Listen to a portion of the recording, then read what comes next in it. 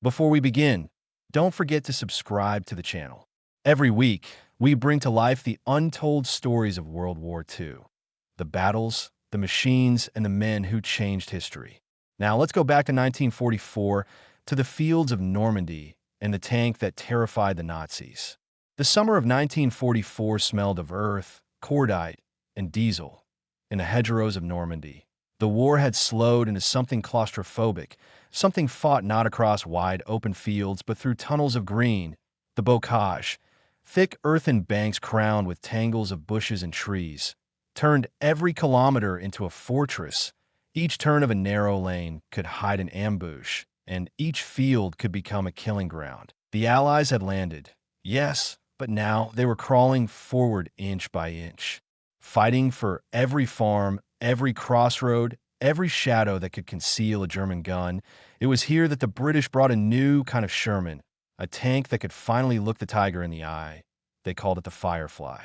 Before Firefly, the Sherman was a workhorse, reliable but undergunned. Its 75mm gun was excellent for infantry support, throwing high explosive shells that could knock out machine gun nests and light armor. But against the German tigers and panthers that prowled the hedgerows, the standard Sherman was outmatched. The 75mm could barely scratch their frontal armor, even at point-blank range. While the German 88mm KWK guns could punch through a Sherman from over a mile away, crews knew the odds. They went into battle not expecting to win gun duels, but to outflank, to swarm, to survive through movement and numbers, until someone decided that wasn't enough. The British engineers at Lulworth had an idea. Take their best anti-tank gun, the 17-pounder, and somehow cram it into a Sherman turret.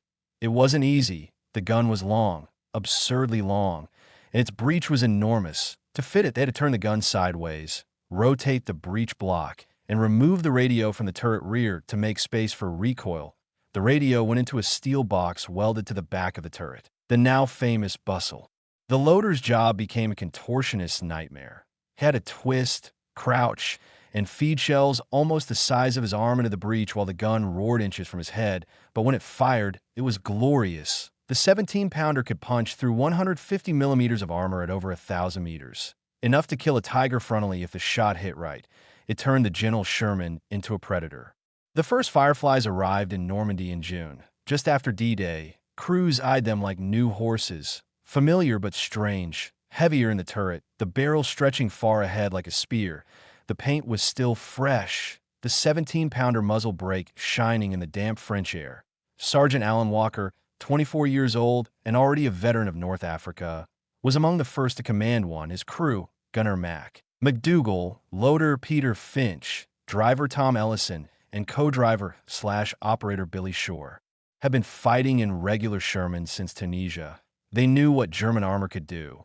When Walker's troop sergeant pointed to the new tank and said, "You're taking that one," he just nodded, touched the barrel, and muttered about bloody time. The first days with the Firefly were awkward. The gun's length made maneuvering through the narrow Norman lanes tricky. More than once, the barrel clipped a hedge or post. The recoil shook the turret so hard that bolts loosened after a few shots. Ammunition was precious. Armor-piercing capped ballistic capped, AP-specie.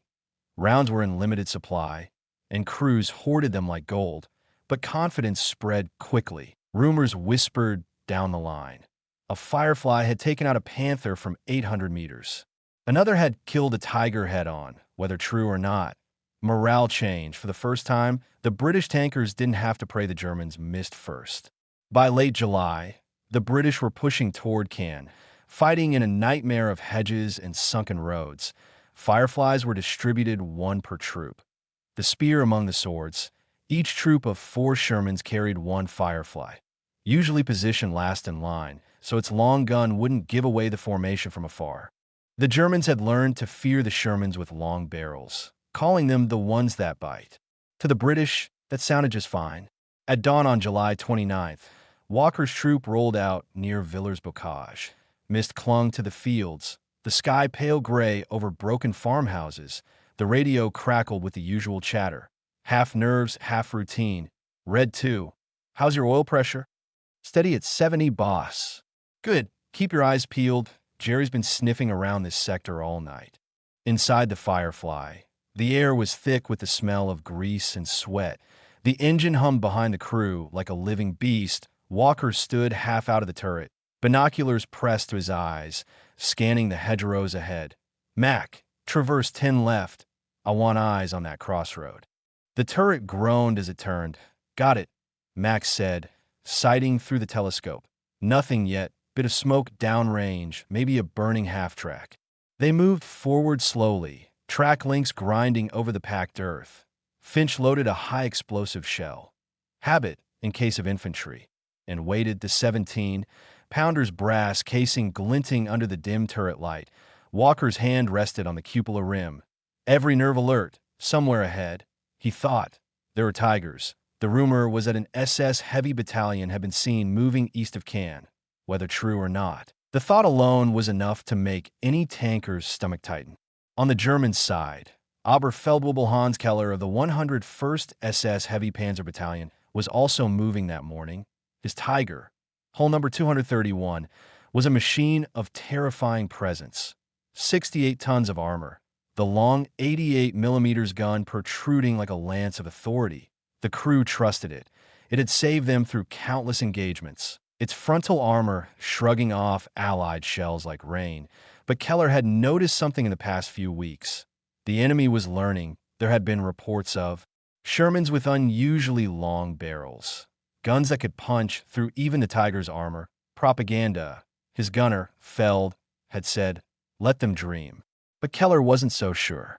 He had seen a Tiger from another company, hull 214, knocked out near St. Martin. The hole in its frontal plate was neat, round, and complete, not from a mine or aircraft rocket, but from a direct hit. He remembered standing over the wreck, tracing the blackened rim with his glove. That wasn't a 75, he'd muttered. Feld had spat. Maybe a damn 6-pounder at point blank. But deep down, Keller knew better. The range, the angle. No, something new had arrived. By mid-morning, the mist began to lift. Sunlight broke through the smoke and haze, casting sharp shadows along the bocage. Walker's troop reached a fork in the road. Hold, he ordered. We'll let Red 2 scout ahead. The lead Sherman eased forward, its commander scanning through binoculars. Birds scattered suddenly from a hedgerow to the right. A second later, the world erupted. A high-velocity round tore through the lead Sherman's front plate, bursting the tank into flame.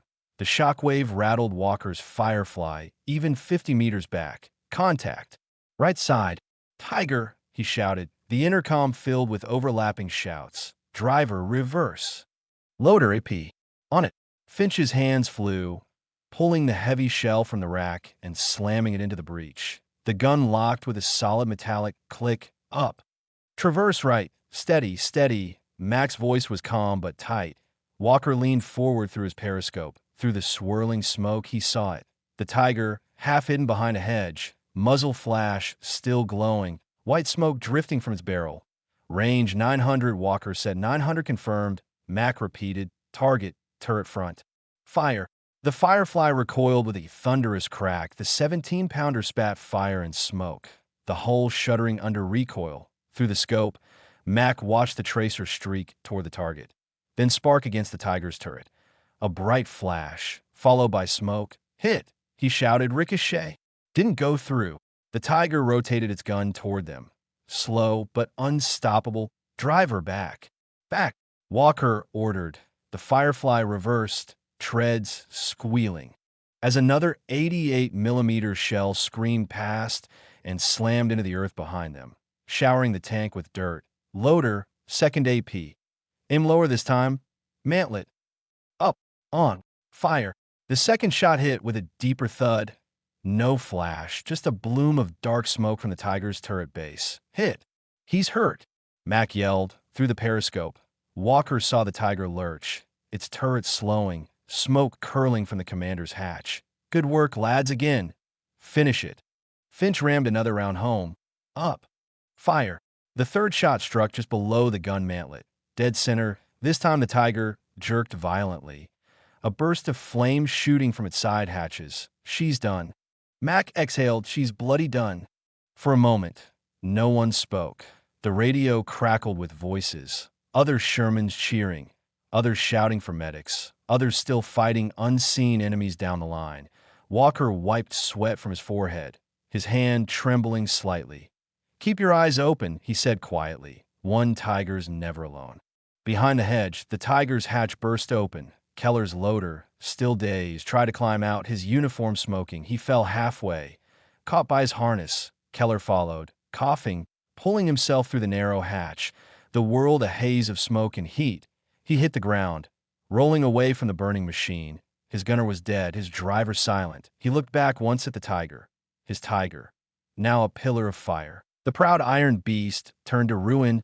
He didn't feel anger, only disbelief. Whatever had hit them had done so from almost a kilometer. No Allied gun should have managed that.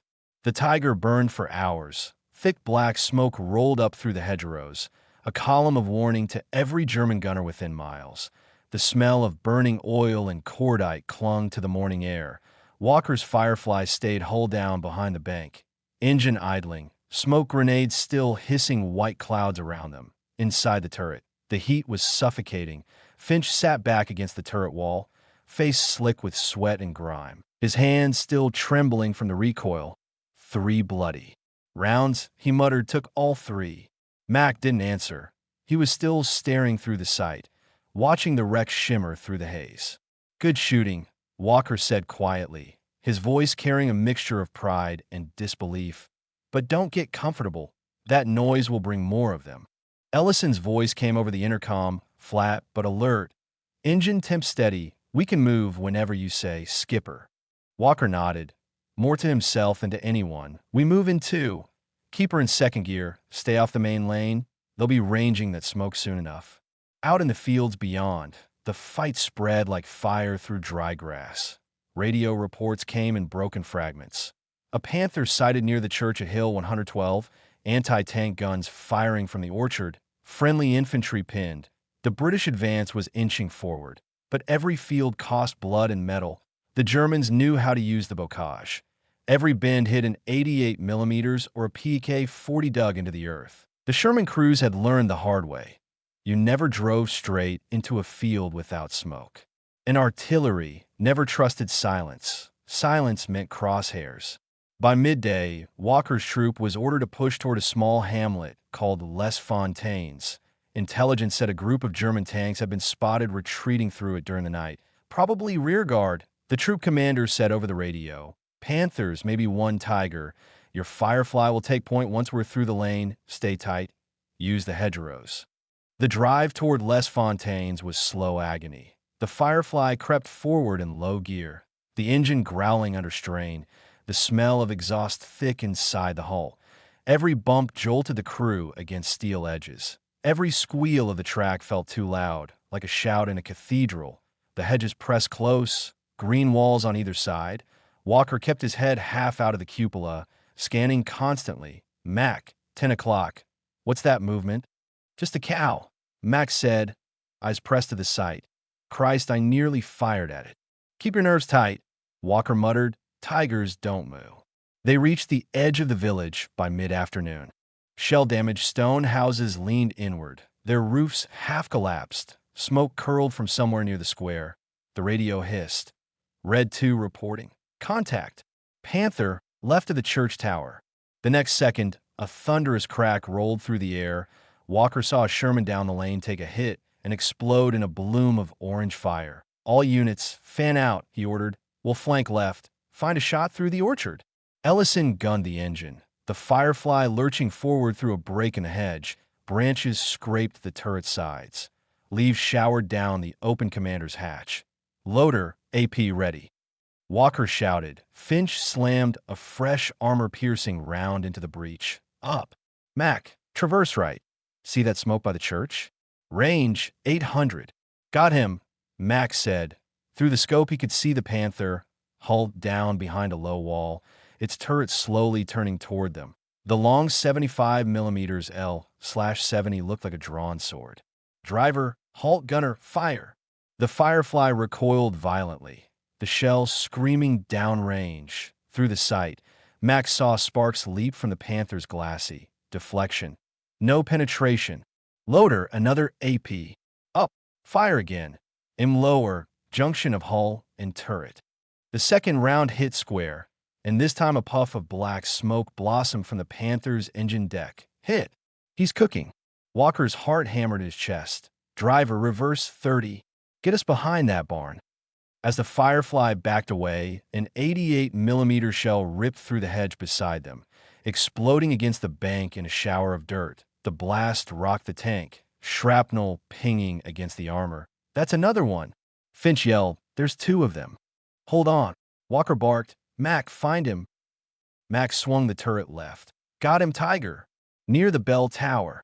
Walker clenched his jaw. Range. 1100, maybe 12. Take it. The Firefly's gun roared again, the long barrel belching flame. The tracer streaked straight into the Tiger's upper hull, bursting into a bright flash. Hit! Mac shouted. But even as he spoke, the Tiger's turret began to turn toward them, impossibly calm, its heavy gun sliding like a serpent. Back, back, back! Walker shouted. Ellison reversed blindly, the tank bumping hard over rubble. The Tiger fired.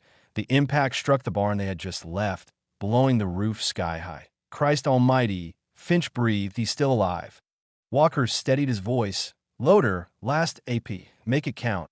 Finch rammed the shell home. Up. Mac, same target. Aim for the gun mantlet. Fire when ready.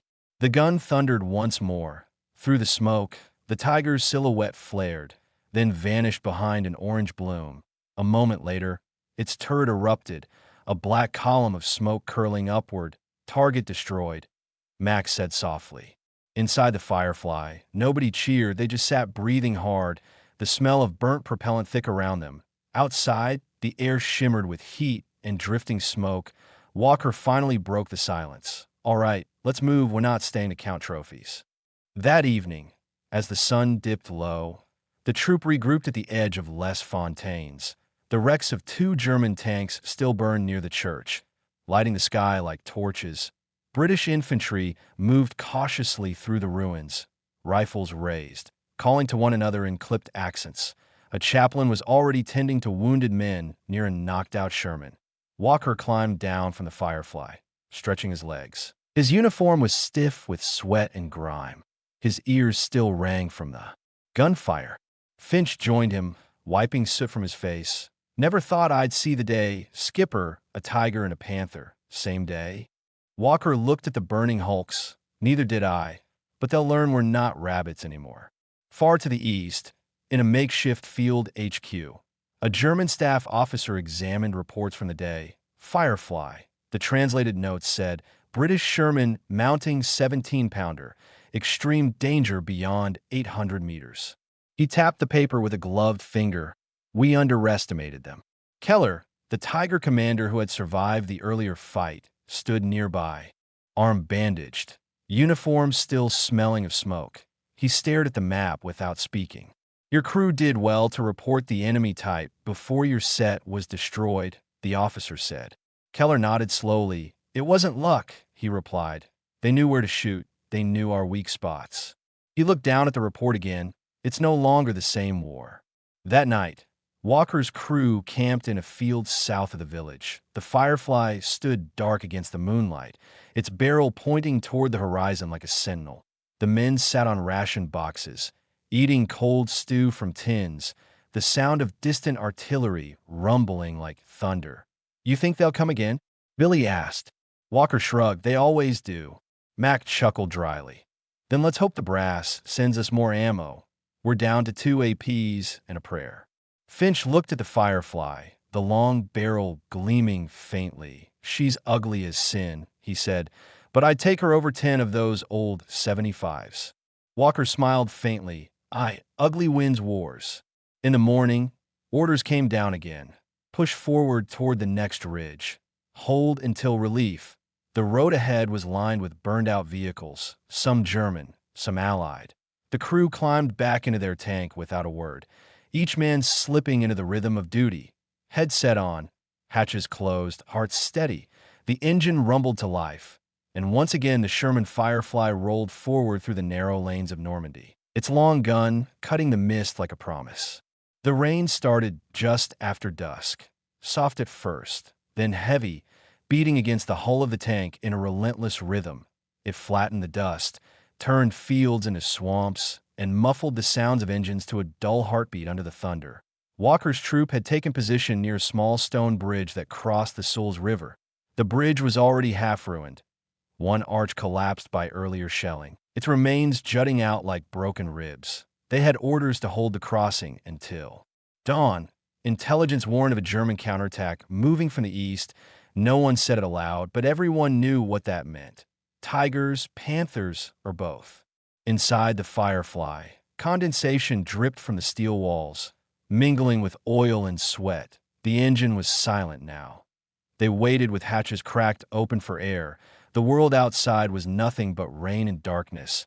Max sat hunched over the gun sight, his finger resting on the trigger guard. Eyes narrowed. Finch leaned against the turret wall, a shell in his lap, listening to the rain hammer the armor above. Billy tapped his boot nervously against the floor until Walker said quietly, "Easy, lad. You'll wear a hole through the hull." They had been in position for 2 hours. No movement, no sound except the storm. Then the radio crackled softly, a whisper of static and a coded burst. Red 2, movement. East Road, multiple engines. Walker tensed. "They're coming," he said. He reached up and closed his hatch, sealing the outside world away. "Driver, start her up quiet." Ellison turned the switch. The 4J engine coughed once, then settled into a deep, muffled growl, the interior filled with its vibration, a living pulse that steadied nerves and reminded them they weren't defenseless. Mac peered through the periscope. The rain distorted everything into ghosts, but through the gloom he caught flickers of light. The faint reflections of headlights quickly covered, then the dark shapes of armored hulls moving along the road. "Contacts," he murmured. "At least 3, maybe 4. Walker moved to the sight beside him. The lead silhouette was unmistakable. Sloped armor, wide track guards, a long-barreled gun. "Panther," he said. "God help us, there's a tiger behind it." They were too close for comfort, barely 400 meters now, and closing, using the road's curve as cover. Walker's voice dropped to a whisper, "Hold your fire. Let them come into the open. We only get one clean shot before they know where we are." Finch was already lifting a shell from the rack. APSBC, the last of the high-grade armor-piercing rounds, loaded, he said quietly. The brass gleamed dully in the turret light before vanishing into the breach. Up. The rain intensified, drumming on the steel like a warning. The enemy tanks reached the bridge's edge. The lead Panther slowed, its commander scanning ahead with binoculars through the hatch. Walker could see the faint glimmer of his goggles. "Range 380, Mac whispered. "Angle 20 left." "Steady," Walker said. "Wait for him to turn broadside, now fire." The Firefly erupted in flame and thunder. The recoil slammed through the turret, and the smell of burnt cordite filled the air. The tracer streaked across the rain-streaked dark and hit the Panther square in the side, just below the turret. A blinding flash. The German tank lurched, flames bursting from its hatches for a split second. The whole scene lit up like day. The rest of the column froze. "Hit! Direct hit!" Max shouted. "He's done. Traverse right. Next one. Tiger at the rear." Walker barked. Finch was already loading up. The Tiger's gun swung toward the glow of the Firefly's shot. Walker saw the muzzle flash. "Down," he shouted. The 88mm round tore through the rain, hitting the bank just above them, showering the Firefly with mud and stone. The tank rocked violently, alarms ringing. "Driver, back 2 meters." Walker ordered. "Hold steady." "Mac, range 600. Aim for the lower hull. Fire when ready." "On." The Firefly fired again, the gun flashed blinding in the rain. The round struck the Tiger's frontal plate. Sparks, smoke, no penetration. Didn't go through. "Loader, next AP. Aim for the mantlet seam." "Up. Fire." This time the impact was different. A hollow, brutal sound. The Tiger's turret stopped mid-turn. Smoke pouring from the joint where the barrel met armor. A moment later, its side hatch blew open and a figure tumbled out, rolling into the mud. "He's hit," Max said. "I think we cooked him." But there was no time to celebrate. Another German tank fired from across the road. The shell smashed into the ruined bridge, sending chunks of stone flying. The blast wave rocked the Firefly again. "That's another Panther," Finch yelled over the intercom. Walker gritted his teeth. "We're boxed in. We stay, we die. Driver forward 20. Right turn. Keep the bank between us." The Firefly lurched forward, its tracks slipping in the mud. Through the periscope, Walker saw the Panther's turret traverse. Searching for them through the storm, he could almost feel the crosshairs tightening. "Mac, smoke! Blind him! Copy!" Finch loaded a white phosphorus shell, and the Firefly fired again. The round burst ahead of the Panther, spreading a wall of thick, glowing smoke. "Move!" Walker ordered. Ellison throttled up, the tank grinding through the field, slipping and catching, water spraying off the tracks. "Where's Red 2? Walker called over the radio. Only static, then a broken voice. "Red 2's gone. Hit at the bend." Silence again. The troop was down to 1. The Firefly skidded to a stop behind a low stone wall. The rain turned the earth to soup. Every movement risked bogging down. Walker scanned through the commander's periscope. Shapes moving through smoke, silhouettes of German infantry advancing alongside their tanks. "They're bringing Panzer Grenadiers," he muttered. "They're not stopping." Inside the Tiger, Oberfeldwebel Keller gripped the edge of his hatch, his bandaged arm throbbing, his replacement tank. Number 213 was fresh from reserve. He had sworn that this time he would not be caught off guard. He had studied the Firefly reports, memorized their weaknesses, slow reloads, vulnerable sides, bright muzzle flash. Now, hearing the distant thunder of the 17-pounder, he recognized it immediately. "They're here," he told his gunner. "Firefly. Same range as before." The gunner nodded grimly. "We'll finish it this time." Both tanks hunted each other through the downpour. Two blind beasts feeling for movement. The rain distorted everything. Tracer rounds hissed like comets, ricocheting off wet stone. Walker's Firefly crept along the edge of a flooded ditch, water splashing against the hull. "Mac, watch that ridge," he said. "If he pops his head there, we're done." "Copy." Finch's hands trembled slightly as he handled another shell. "Down to 2 APs, he said quietly. "Then make them count," Walker replied. Through the periscope, a flash, a reflection off wet armor. "Tiger. Left ridge." Mac shouted. "Range 400. Walker's voice cut sharp. "On target fire." The shot roared, vanishing into the sheets of rain. A second later, impact sparked smoke, but the Tiger kept moving. Hit. No kill. The Tiger returned fire instantly. The shell hit short, splashing mud across the Firefly's glacis. The next one would not miss. "Loader, last AP." Finch slammed the heavy shell into place. "Up." "Mac, same spot, same range. Aim for the lower mantlet. That's where the armor thins." "Steady firing." The Firefly's gun barked again. For an instant, time froze. The tracer hit the Tiger dead center under the gun, then vanished inside.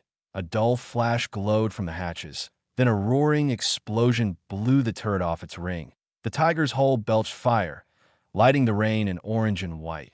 The shockwave hit the Firefly like a slap. "She's done," Mac whispered. "That's the last of them." Walker exhaled, the sound half a laugh, half a sigh. "Good. Let's get the hell out before someone else shows up." The crew sat in silence for a long moment. The rain now a steady hiss against the armor. The smell of ozone and burnt oil filled the air. Finch leaned his head back, eyes closed. "That's it. We're out of AP." Walker nodded. "Then we fall back. We did our job." As dawn approached, the rain eased. The field was a graveyard of iron. Smoking hulls, twisted tracks, puddles reflecting the pale sky. British infantry arrived hours later, wide-eyed at the wrecks. One corporal stared at the Firefly's long barrel and muttered, "Bloody hell, they really can kill Tigers." Walker's crew sat on their hull, silent, watching steam rise from the hot gun in the cool morning air. The Firefly had survived again, scarred, battered, but alive. Far away, in a German field HQ, Keller's name was added to the casualty list. The report simply read, "Lost with entire crew. Cause, armor-piercing penetration to mantlet. Range estimated 400 meters." The staff officer circled one word in red ink, Firefly. The morning after the storm was silent but for the crackle of burning wrecks. Smoke hung low, creeping along the hedgerows like fog from another world. Walker's Firefly stood still, its barrel darkened by soot, its hull spattered with mud and fragments of stone. The crew moved slowly, worn down, eyes sunken from exhaustion. Finch cleaned the breach in silence, his hands black with oil. Ellison crouched by the left track, tightening a loose pin. Max sat on the turret ring, watching the road. Ahead through binoculars, no movement, he said. Not even a crow. Guess we scared them off. Walker didn't look up from his notes. They'll be back, they always come back, but next time they'll bring friends. By midday, reinforcements arrived, a column of American Shermans rolling through the field, their olive paint streaked with mud, white stars dulled by dust. The lead tank bore the name Lucky Lady painted in sloppy white letters. Its commander, a stocky man with a Texan drawl, climbed down and grinned. "You Brits sure know how to make a mess," he said, looking at the wrecked Panthers littering the road. Walker smirked. "Well, we prefer not to leave witnesses." The American laughed. "Heard about your long gun, Firefly, right? Word is it knocks holes clean through cats." Walker tapped the side of his turret. 17-pounder, does what your 75s can't. "Yeah, well, we got numbers," the American said, half joking, "and a lot of guts." Walker's face hardened slightly. Guts burn fast when they meet 88 millimeters. Their banter ended when the radios flared. Reports of a large German armored force regrouping near the ridge east of St. Martin de Bessaises. Multiple Panthers, half-tracks, self-propelled guns. The voice said, "They're trying to push west. All available units hold and delay." Walker climbed back into the turret. "That's us," he said simply. Max slid behind the sight. "Figures couldn't let us have tea first." The Firefly roared to life. Joined by the American Shermans, the convoy moved east, engines droning in unison, treads clanking over shattered road stones. The rain had stopped, but the sky stayed gray, heavy with the smell of cordite and mud. As they approached the ridge, distant gunfire echoed. Low, rhythmic thumps followed by sharp metallic cracks. Artillery. "Driver, ease up," Walker ordered. "We'll set ambush positions along the tree line. Americans take the left flank." The radio crackled as they confirmed. They reached the slope overlooking the valley just as the first Panthers appeared, dark shapes moving with mechanical grace, their guns scanning the fields ahead. "Jesus," Finch whispered. "There's at least 10 of them." Walker's voice was calm. "Good, more targets than rounds. Mac, pick your lead. Range 850, front vehicle. On. Loader, AP, fire when ready." The Firefly kicked backward, flame bursting from its muzzle. The tracer slammed into the Panther's side and exploded in a flash of orange. "Hit!" Max shouted. The German tank slewed to a stop, smoke rising from its engine deck. "Next target!" Walker barked. The valley erupted into chaos. American Shermans opened up with their 75s, shells bursting around the Panthers, throwing dirt and splinters. German guns answered instantly. The sharp, deep cracks of the L/70s echoed across the fields. One American tank burst into flames, turret hatches flying open as its crew bailed out. Another was hit in the track, immobilized but still firing. "Panther at 9 o'clock. Finch yelled. "Traverse left, steady, fire." The Firefly's gun roared again, and another German tank flared. The smoke thickened, rolling over the ridge, blinding both sides. "We've got them rattled," Max said, reloading. "They're backing off." Walker looked through his periscope. "Not all of them. They're Tiger 2 behind the column." For a moment, even the thunder of guns seemed to fade. The massive Koenigsteiger advanced through the smoke, its enormous gun elevated slightly, armor gleaming beneath streaks of soot. "Bloody hell," Finch whispered. "They've brought the king." Walker clenched his jaw. "Stay calm. We can't punch that front plate. We flank." He keyed the radio, read one to Lucky Lady. "Keep their heads down. We're moving right for side shots." "Roger that," came the reply. The Firefly surged forward, mud flying from its treads. The Americans poured into the advancing German line, smoke and dust masking the flanking move. "Driver, keep low.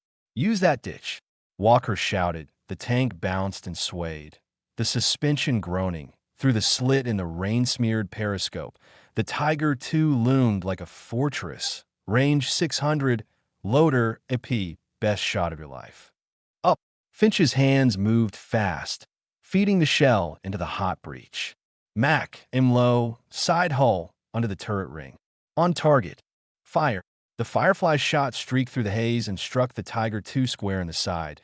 The impact sparked, smoke rising. No penetration, bounced. Mac hissed. Reload. Finch slammed another round up. Fire again, same spot. This time the hit tore through, sparks followed by an orange bloom. Hit. Secondary fire. The Tiger's turret stopped turning. Flames burst from its side hatches. Target disabled. Mac shouted. Walker exhaled slowly. Driver, back 5 meters. We're not out of this yet.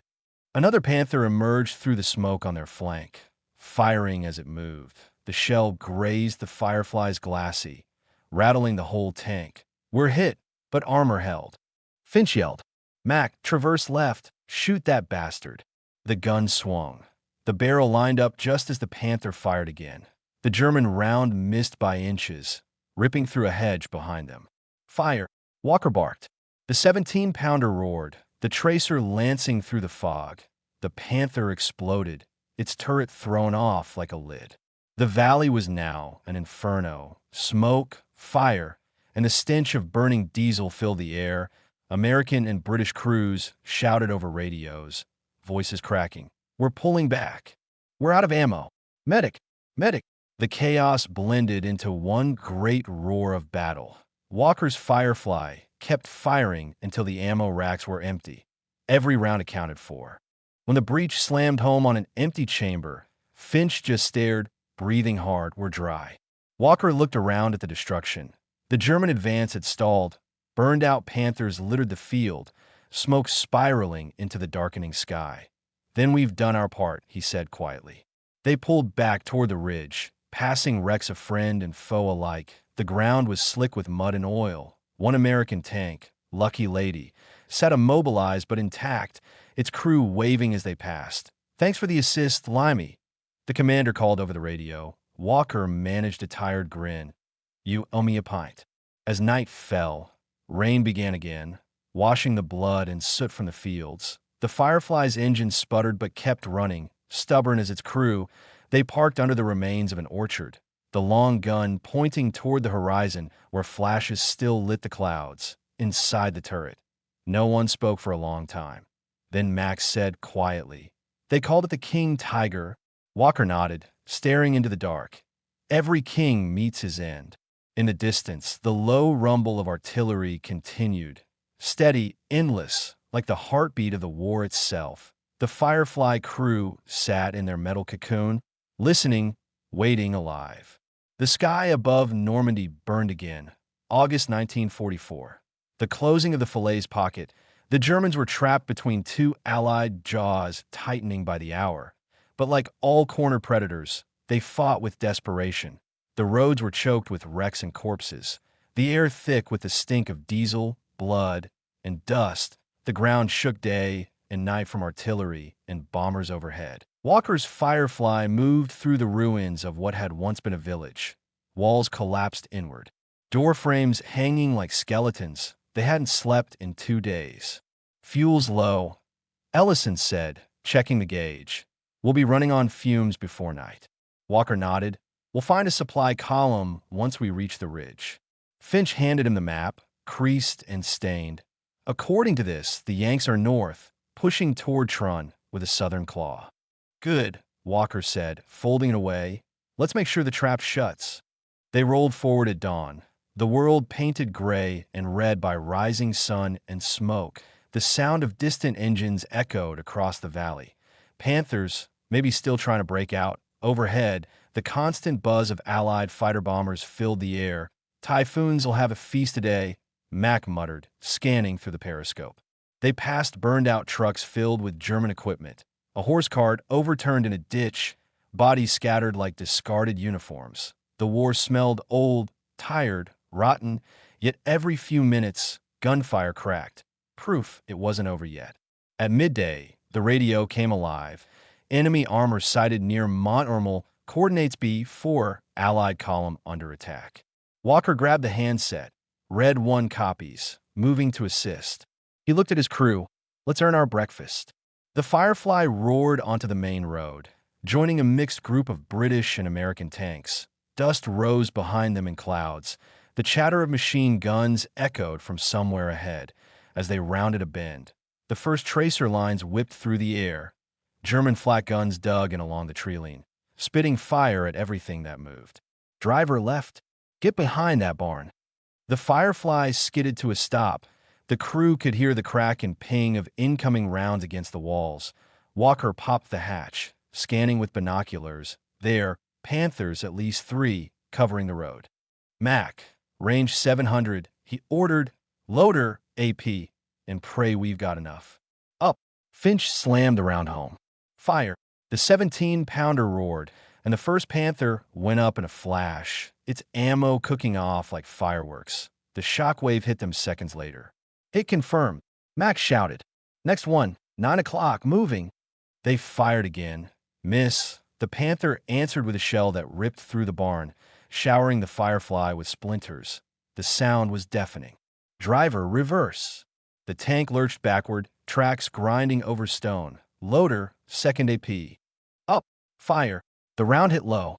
Under the turret, a dull explosion rolled out as the Panther's crew bailed, silhouettes swallowed by flame. The fight raged for 30 minutes. Shermans burned. Germans fell back. Smoke blanketed the valley. The Firefly's barrel glowed dull red from heat. When the last Panther finally stopped moving, Walker exhaled. His throat felt like sandpaper. Status.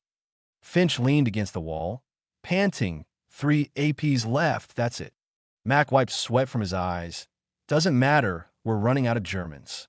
But fate wasn't done yet. A sudden boom rocked the ground.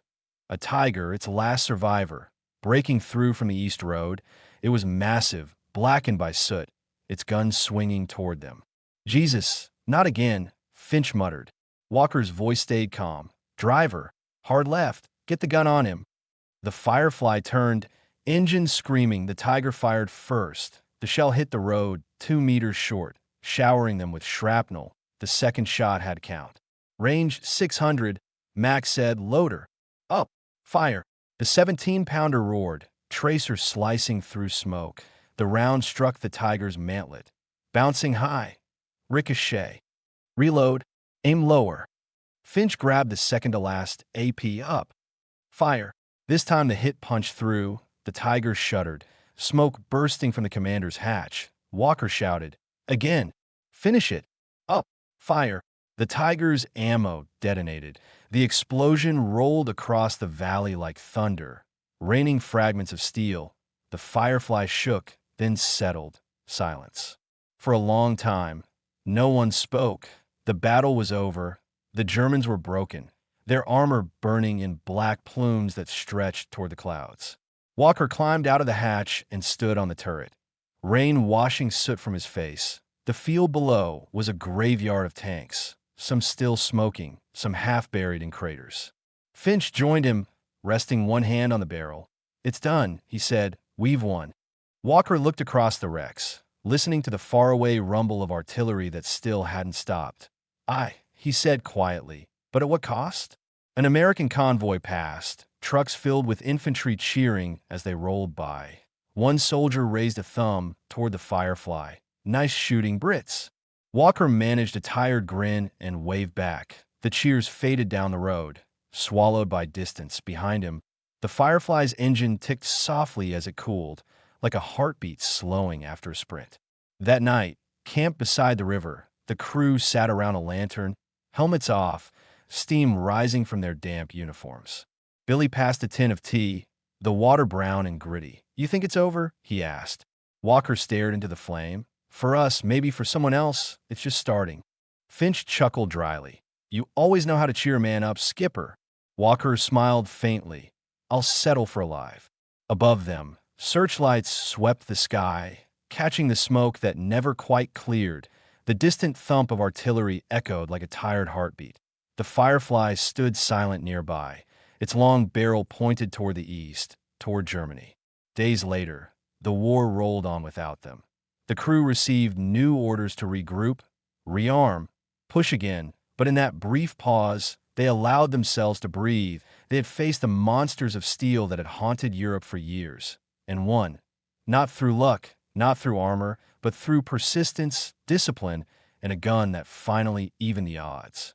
In Berlin months later, engineers studied captured Fireflies. German officers shook their heads at the crude modifications, the welded bustle, the twisted breech, and yet admitted quietly that it worked. A weapon born of necessity had undone their myth of invincibility. For the men who fought inside it, there was no myth, only memory. The recoil hammering their shoulders, the acrid smoke stinging their eyes, the smell of diesel and cordite mixed with fear. Machines may win battles, but it is men who carry their ghosts. When the Firefly was finally retired, its paint faded, its barrel cold. It was left standing in a field somewhere in France, grass growing up around its tracks. Tourists would one day walk past and read a small plaque about the tank that terrified the Nazis. But none of them would hear the echo, the thunder of its gun, the cries over the radio, the heartbeat inside steel. Inside the silence of that empty turret, if one listened closely, it was almost possible to hear it again. Load her up. Gunner on. Fire. When the guns fell silent, the Firefly became more than just a tank. It became proof that courage and ingenuity could change the balance of war. What began as a desperate experiment in a British workshop ended as a weapon that shattered the myth of German invincibility. It was never the fastest or the thickest armored. It was simply the one that arrived when it mattered most. The right machine in the hands of men who refused to give up. The Firefly didn't win the war alone, but wherever it fought, tigers burned and fear changed sides. Today, the few that remain stand silent, streaked with rust and time, yet inside that silence still lingers the heartbeat of its crew, the sound of courage made of steel. The tank that terrified the Nazis and carried its crew through hell to victory.